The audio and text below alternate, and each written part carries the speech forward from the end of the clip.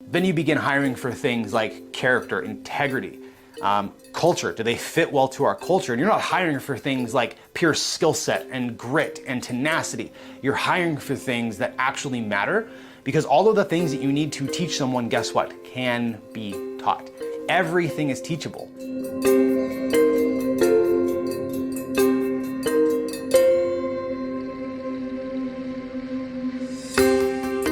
What is up?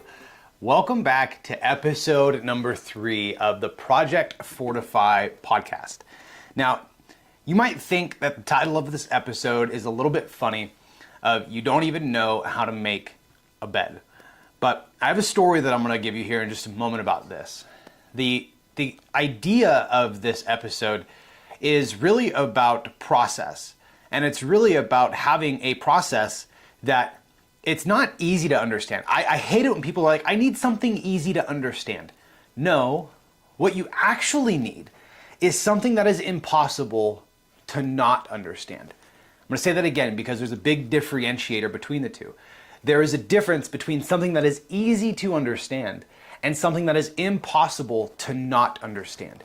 And what this looks like in your business or in any business is having a process in place that you could go literally get anybody off of the street and they can come into your business, and it doesn't require subject matter expertise. You know, if you have somebody that, or a position or something that has to be very specific in subject matter expertise, which most of you don't need that in most of your business. And most of you that are listening to this or watching right now on YouTube, most of you are actually doing things in your business that are not subject matter expert type things, because you're the subject matter expert. All of the things in business are just that. They're things in your business. And I was having a conversation with a friend of mine. His name is Darren. And he was telling me a story about how he just couldn't believe that it was even possible for someone to operate in this particular manner. And what the story he was telling me was that one of his friends owned a summer camp or some type of a camp or some type of maybe a campground, something. And that he would go out and he would hire these young college students to come in and do their housekeeping. And maybe it was part of an extracurricular activity for the college or the university. I don't know. I'm not sure what the context of it was. But in essence, it was these people coming in to do housekeeping and to these young kids coming in to do housekeeping, coming in to make the beds, clean the toilets, etc., etc. And he was telling me a story about one of his friends, how his friend comes back, the owner of the camp, he comes back into checking some of the rooms that one of the new hires had come on. And he gave this new hire very simple, clear, easy instructions.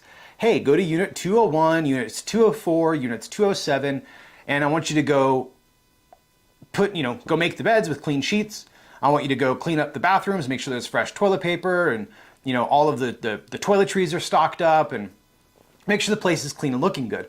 And he goes in to units 201, 204, 207, whatever they were, to find out that the beds were made terribly.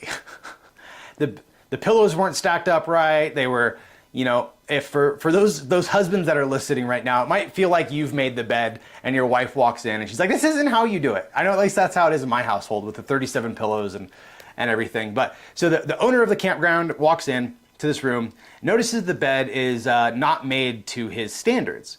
Well, he goes back and he kind of gets really fussy and frustrated with this kid. Like, how can you not know how to properly make a bed? I can't believe this generation doesn't even know how to make a bed. And he's telling me this story, and he's going off on this kid. Basically like, how dare you not know how to make a bed?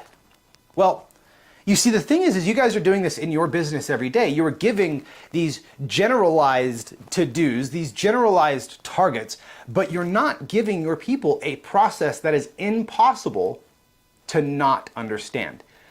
And if he would have just simply told the guy, or had it maybe a video, the 2-minute video of this young kid to watch of the standard that he had expected, or the maybe even a little booklet with laminated documentation or something, or even better instructions, maybe this kid could have made the bed up to this gentleman's standards.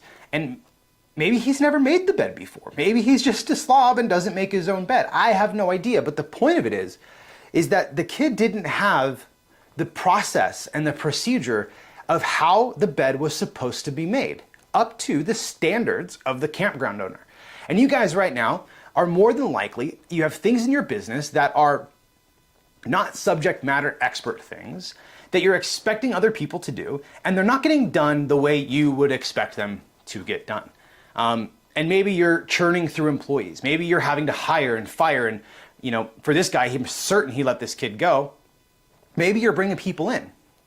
And I actually want to read a little snippet out of this book by Cunningham. It's called The Road Less Stupid.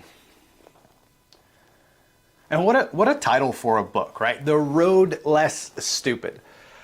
Says, what I need to do is what every sustainable, successful organization in the history of mankind has done. And that is transition from being a company of ideas, fire drills, drama, and fuzziness to a company of outcomes, standards, accountability, and results. You see, this guy didn't give any outcomes or standards, or the accountability was him coming in and basically being upset that it wasn't done to the standards that he never gave the kid. And the lesson here is you have to go and create this process in your business. The things that you're doing, and listen, I know it sounds monotonous, I know it sounds frustrating, and for those of you that have actually worked with me and gone through and done this process of documenting and making the standardized trainings and the SOPs, as we call them in the business, the standard operating procedures, the less and less and less that you have to actually work inside of the business in the day-to-day. And you guys are going to hear me talk about this all the time. Because if you're a business owner stuck in the day-to-day, I guarantee you that you are spending a majority of your time on things that can be delegated. And the reason you haven't delegated them is because you haven't found the right person to delegate them to. And I'm here to kind of break the ice on this and say that you're not ever going to find the right person. You have to create the right process. You have to show this person how to make the bed properly, how to tuck in the corners, how to put the sheet underneath, how to fold the top, how to put the shims on the pillow, how to stack them upright, etc., etc., etc. You need to give somebody these type of clear, precise, specific directions. And I know it's going to be frustrating. I know it's going to be overwhelming for you, but the thing is it's going to be worth it. I want to say that again. I know it's going to be frustrating. I know it's going to feel overwhelming, but I know on the other side of it, it's going to be worth it. Because when you run into problems with employees, when you run into problems with, a month gone bad and you're finding attribution, you look back and you say, well, I need to hire a different person, but I can't because this one person that screwed all this up, well, they have all the knowledge inside of their brain. Or you look back and maybe you're afraid to kind of scold this person or fire this person or hold this person accountable because what if they leave? Oh my gosh, no one else can do their job. I'm here to tell you something. Somebody else can probably do their job. Somebody else can probably step into their shoes. And if you have the right process, the right systems, the right structure to accomplish those goals that are impossible to not understand, then more than likely anybody can fill that role. And then you begin hiring for things like character, integrity, culture. Do they fit well to our culture? And you're not hiring for things like pure skill set and grit and tenacity. You're hiring for things that actually matter because all of the things that you need to teach someone, guess what, can be taught.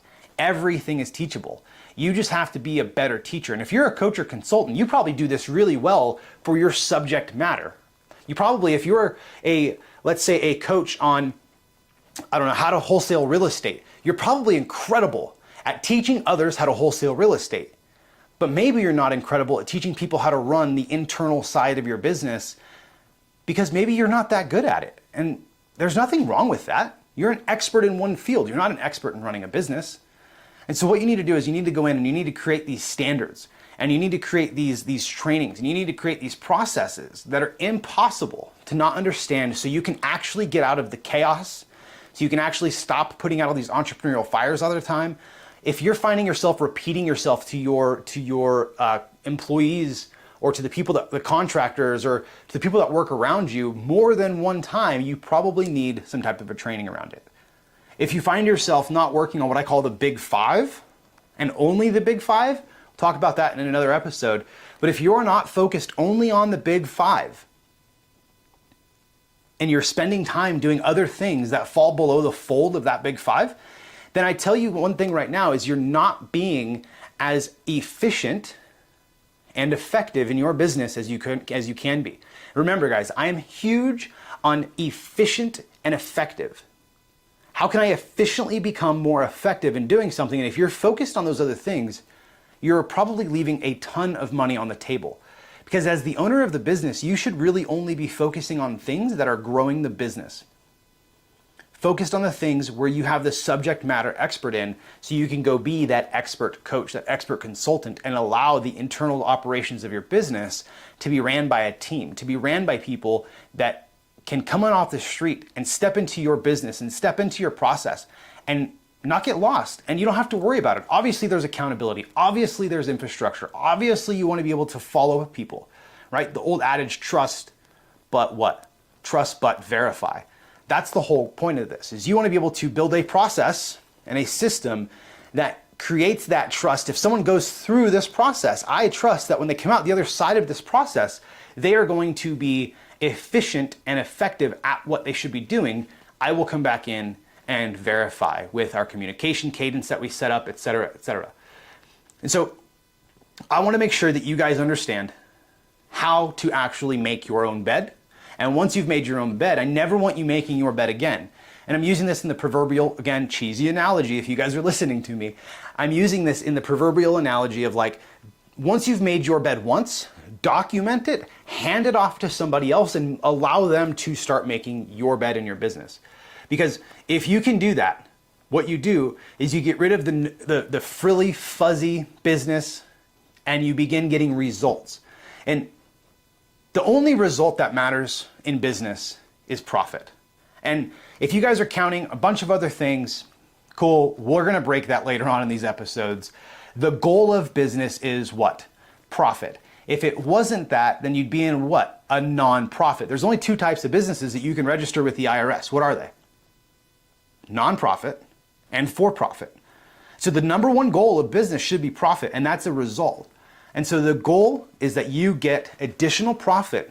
And the best way to get additional profit is to focus on the big five, and the big five things for you that are going to drive the business and drive the results. And you have accountability and you trust and verify. You have the process, you trust and verify. You have the machine that teaches people a process that is impossible to not understand. So go make your bed, go document the process, make it impossible to not understand, and I will catch you guys on the next episode.